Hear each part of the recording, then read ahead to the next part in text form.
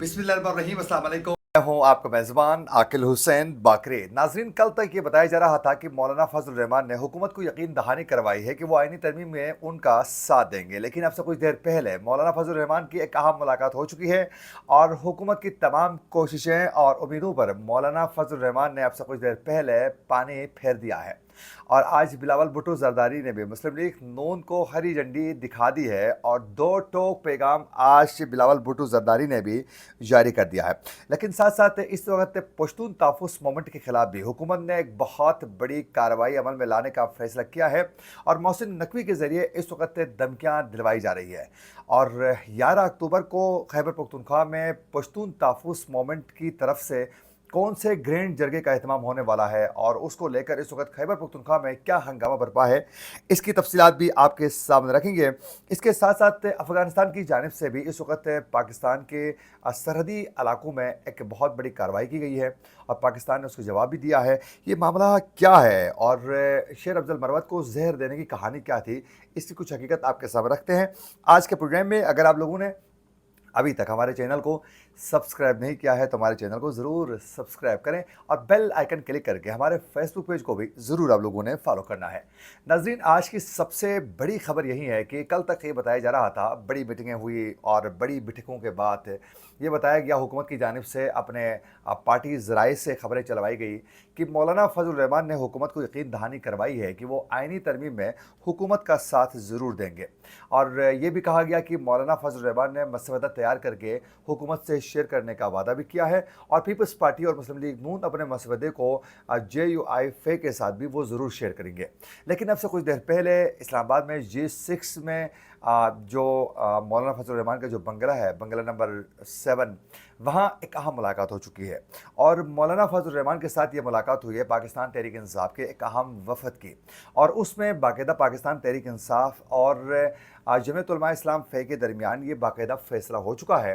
कि वो मिलकर मसवदे को तैयार करेंगे, यानी ड्राफ्ट जो तैयार होगा वो मिलकर करेंगे और आइनी तरमीम के हवाले से मिल के आगे बढ़ने के हवाले से भी एक बार फिर दोबारा यकीन दहानी करवाई जा चुकी है मौलाना फजल रहमान की जानिब से। अब ये समझ में नहीं आता है कि मौलाना साहब भी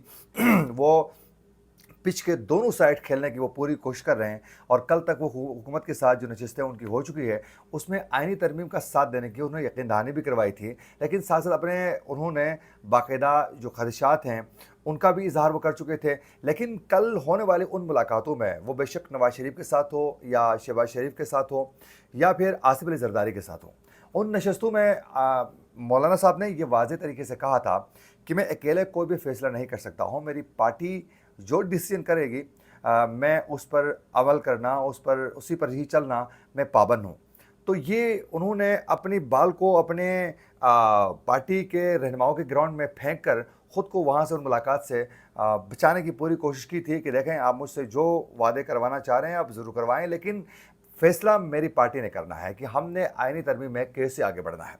तो आज हुआ भी वही, उन्होंने बाकायदा तहरीक इंसाफ से एक बार फिर मुलाकात की और फिर तहरीक इंसाफ ने भी उनसे कहा कि देखें, आइनी तरमीम में ये चीज़ें हो रही हैं उस पर आपको ज़रूर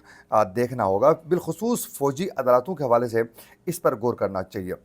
उस पर यह नशस्त से कामयाब बताई जा रही है मुलाकात अब तक की इतलात के मुताबिक। और देखना यह है कि अब जो ड्राफ्ट तैयार होगा वो तहरीक इंसाफ और जमीयत उलमा इस्लाम फ़े मिलकर तैयार करने का बाकायदा फैसला हुआ है। अगर ऐसा होता है तो फिर हुकूमत के लिए बड़ा टफ टाइम मिलेगा और हुकूमत कभी भी ये नहीं चाहेगी कि तहरीक इंसाफ और जमीयत उलमा इस्लाम फ़े की जानिब से जो ड्राफ्ट तैयार किया जाता है वो आगे प्रेजेंट करें। अच्छा, आज बिलावल भुट्टो जरदारी के साथ भी जो सहाफ़ियों के कहा मुलाकात थी, उस मुलाकात के दौरान उन्होंने वाज़ेह तरीके से बिलावल भुट्टो जरदारी ने भी बता दिया है कि आइनी तरमीम के हवाले से उन्होंने कहा है कि मखसूस नशस्तों से मुतल्लिक़ हुकूमती आइनी तरमीम की उन्होंने बाकायदा मुखालफत भी की है और ये भी उन्होंने वाज़ेह कर दिया है कि बिलावल भुट्टो जरदारी ने बिलखुसूस जिन्होंने कहा कि जो आइनी तरमीम में डेड लाइन है और फिर जो टाइम फ्रेम जो है वो वाज़ेह तरीके से उन्होंने कहा कि ये हमारा नहीं है, बल्कि ये तो हुकूमत का मसला है, हमारा ये कोई मसला ही नहीं है। बिलावल भुट्टो ने यह भी कहा कि आइनी अदालतों और अदालती इस्लाहात पर मौलाना मान गए हैं, यानी जो पाकिस्तान पीपल्स पार्टी का जो मसला है आइनी अदालतों का मामला और आइनी इस्लाहात का वो मौलाना मान चुके हैं, और ये बिलावल का कहना है। और साथ साथ उन्होंने कहा कि हुकूमत आर्टिकल 8 और आर्टिकल 51 में फ़ौजी अदालतों और मखसूस नशस्तों से मुतलिक तरमीम ले आई, जिस पर पीपल्स पार्टी ने फ़ौजी अदालतों और मखसूस नशस्तों पर तरमीम से साफ इनकार किया है। अच्छा, दूसरी बड़ी खबर नाज़रीन ये है कि आप लोगों को मालूम होगा कि 11 अक्टूबर को खैबर पख्तूनख्वा में एक बड़ा ग्रैंड जरगा होने वाला है। उस ग्रैंड जरगे में तमाम पश्तून जितनी भी सियासी पार्टियां हैं, समाजी कारकुन हैं, रहनुमा हैं, वो सब उसमें बाकायदा अपनी शिरकत यकीनी बना रहे हैं। उसमें बलूचिस्तान से लेकर खैबर पख्तूनख्वा तक जहाँ जहाँ जो पश्तून आबाद हैं, वो तमाम रहनुमा उस ग्रैंड जरगे में ज़रूर शिरकत करने वाले हैं। उसके लिए बाकायदा खैमे सजाए जा चुके हैं और बाकायदा जगह का तयन भी हो चुका है। उसके लिए लोगों को मोबलाइज़ करने के लिए ख़ुद मंजूर पश्तीन इस वक्त ग्राउंड में नज़र भी आ रहे हैं। लेकिन जो इसके दिन करीब आ रहे हैं, यानी आज 9 तारीख है और फिर 11 तारीख को ये ग्रैंड जरगा होने वाला है। इस ग्रैंड जरगे के हवाले से ये तारीख जो है वो अभी नहीं बताई गई है। जैसे कि शंघाई ताउन तंजीम का इजलास होने वाला है अब 16, 15 और 16 के दरमियान 17 तक। तो ये इजलास के आते ही ये डेट सामने नहीं आई है, बल्कि जो पश्तून तहफ़्फ़ुज़ मूवमेंट की जानिब से जो ग्रैंड जरगे का अहतमाम किया गया है, ये पिछले 2 से 3 माह हो चुके हैं तकरीबन। ये 11 अक्टूबर की डेट को लेकर इन्होंने ये तारीख फ़िक्स वो कर चुके हैं, जिसको लेकर लोगों को मोबलाइज़ भी कर चुके हैं। अब जो ये दिन करीब आ गए, हुकूमत के लिए ये एक इशू बन गया और एस्टेब्लिशमेंट की जानिब से भी इसको काउंटर करने की कोशिश की गई। अब इस जरगे में बैठे हुए लोगों के ऊपर पुलिस ने भी दावा बोला, और दावा बोलने की वजह से वहाँ हालात बहुत ज़्यादा गंभीर भी हो चुके हैं। अब आज पहले आप लोगों को मालूम होगा कि पश्तून तहफ़्फ़ुज़ मूवमेंट को 3-4 रोज़ कबल जो हैं हुकूमत ने बाकायदा उनको कलअदम करार दे दिया, और फिर उनके ऊपर पाबंदियाँ लगाने का सिलसिला शुरू हो चुका है। आज हुआ ये है कि वफाकी वज़ीर बराए दाखिला मोहसिन नकवी साहब ने बाकायदा ये कहा है कि रियासत अलहदगी की बात करेगा या रियासत के ख़िलाफ़ कोई हथियार उठाएगा, वो हमारा दुश्मन है, और कलअदम पश्तून तहफ़्फ़ुज़ मूवमेंट PTM के साथ देने वालों के खिलाफ भी कार्रवाई होगी और उनके शनाख्ती कार्ड भी बाकायदा हम बंद करेंगे। और कहा कि जो भी सियासी जमात उनका साथ देगी और उनके साथ आगे बढ़ेगी, उनको हम टफ टाइम दे देंगे, और फिर उनके खिलाफ भी उसी तरीके से कार्रवाई होगी जिस तरह हम चाह रहे हैं। और जिस तरह वो कलअदम हो गई है, उसी तरह इनके खिलाफ भी जो भी साथ देगा उनके खिलाफ जो है सख्त से सख्त जो है हम कार्रवाई अमल में लाएंगे। ये जो मंजूर पश्तीन पर जो है फंडिंग के इल्ज़ामात बहुत अरसे से लगाए जा चुके हैं, और कई दफ़ा कहा गया है कि इनको मखसूस एक मुल्क से फंडिंग हो रही है, लेकिन अफसोस की बात आज तक उस फंड की फंडिंग जो हो रही है उसके सबूत और तमाम जो चीज़ें हैं वो बाकायदा हुकूमत इसको पब्लिक करने में आज भी कामयाब नहीं हुई है। अब ये जो ग्रैंड जरगा होने वाला है 11 अक्टूबर को होगा, और इसमें आज KP असेंबली के अंदर से भी आवाज़ें उठना शुरू हो चुकी हैं कि अगर ये ग्रैंड जरगे में बैठे हुए लोगों के खिलाफ अगर कार्रवाई होती हैं तो फिर ये मुनासिब नहीं होगा, इस पर वफाकी हुकूमत को गौर हर सूरत करना चाहिए। ये बाकायदा कहते हुए आज KP जो असेंबली है वहाँ के अंदर से भी ये आवाज़ें आज बुलंद हो चुकी हैं। तो अगर हुकूमत एक्शन लेने की गलती कर लेती है तो ये वफाकी हुकूमत को इसका खमियाजा बहुत भुगतना पड़ेगा, और इसके आने वाले दिनों में जो असरात मरतब होंगे वो बड़े भयानक किस्म के हो सकते हैं। तो लिहाजा मामलात को सियासी तरीके से हल करें। और ये मोहसिन नकवी जैसे लोगों को क्या पता है कि सियासत और सियासी फैसले क्या होते हैं, ये तो उनको नवाज के लाया गया है। आप ये जो कहा जाता है इस्टेब्लिशमेंट की जानिब से उसको वो डंडे के ज़ोर पर मरवाने की कोशिश कर रहा है मोहसिन नकवी साहब। ये फैसले तो सियासी जमातों को करने दें, इसमें मौलाना फजल रहमान को आगे करें, और इसमें